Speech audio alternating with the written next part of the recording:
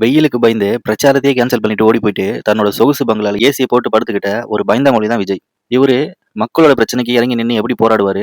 மக்களோட பிரச்சனைகள எப்படி சால்வ் பண்ணுவாரு? போலீஸ் ஸ்டேஷன்ல ஒட்டி வச்சிருக்கிற அக்யூஸ்ட் லிஸ்ட்ல இருக்கிற போர்ட்ஃபோலியோ மாரி இருக்கு இவரோட கேண்டிடேட் செலக்ஷன். இவரோட கேண்டிடேட்ஸ் மேல இருக்கிற கிரிமினல் லிஸ்ட் எல்லாம் எடுத்து பார்த்தா, அவங்கள வச்சு ஒரு ஜெயிலே கட்டி முடிக்கலாம் போல. அந்த மாதிரி ஒரு மட்டமான கேண்டிடேட்ட செலக்ட் பண்ணி, மக்கள காப்பாத்துறதுக்கு அனுப்பி வச்சிருக்காரு நம்மளுடைய ஆபத் பாண்டவன் விஜய் அவர்கள். எல்லா வகையான அக்யூஸ்டுகளையும் பொறுக்கி போட்டு மக்கள காப்பாத்துறதுக்கு களம் இறங்கியிருக்காரு தாவேகா தலைவர் விஜய். ஒரு அரசியல் முதிர்ச்சியே இல்லாம, தன்னுடைய ஃபேம மட்டும் வச்சு, மக்களோட ஓட்ட பிரிச்சு, டிஎம்கேவோட வெயிட்ட குறைக்கலான்னு தப்பு கணக்கு போட்டு அரசியல் இறங்கியிருக்காரு திரு விஜய் அவர்கள். இவங்களுக்கு இந்த எலக்ஷன்ல மக்கள் தகுந்த பதிலடி குடுப்பாங்க. இன்னைக்கு வெயிலுக்கு பயந்து பிரச்சாரத்த கேன்சல் பண்ணிட்டு, மக்கள சந்திக்காம ஓடி போய் ஒளிஞ்சுக்கிற விஜய், நாளைக்கு மழை வெள்ளத்துல மக்கள வந்து சந்திப்பாரா? மத்த பேரிடர்கள் அப்போலாம் மக்களுக்கு துணை நிப்பாரா?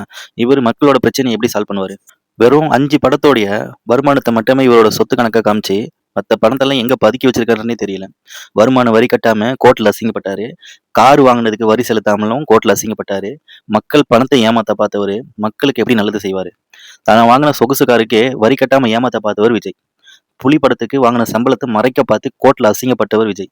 இப்படி எல்லா ஃப்ராடு தனத்தையும் பண்ணிட்டு, அப்பா, அம்மாவோட வயித்தெரிச்சலோட, பசங்களோட வயித்தெரிச்சலோட, மனைவிக்கு பண்ண துரோகத்தோட, எல்லா பாவத்தையும் சுமந்துக்கிட்டு, மக்களுக்கு என்ன நல்லத செஞ்சு கிழிக்க போறாரு இவரு? ஒரு நல்ல குடும்ப தலைவனாவே இல்லாதவரு, நாளைக்கு எப்படி தமிழ்நாட்டுக்கு நல்ல தலைவனா இருப்பாரு?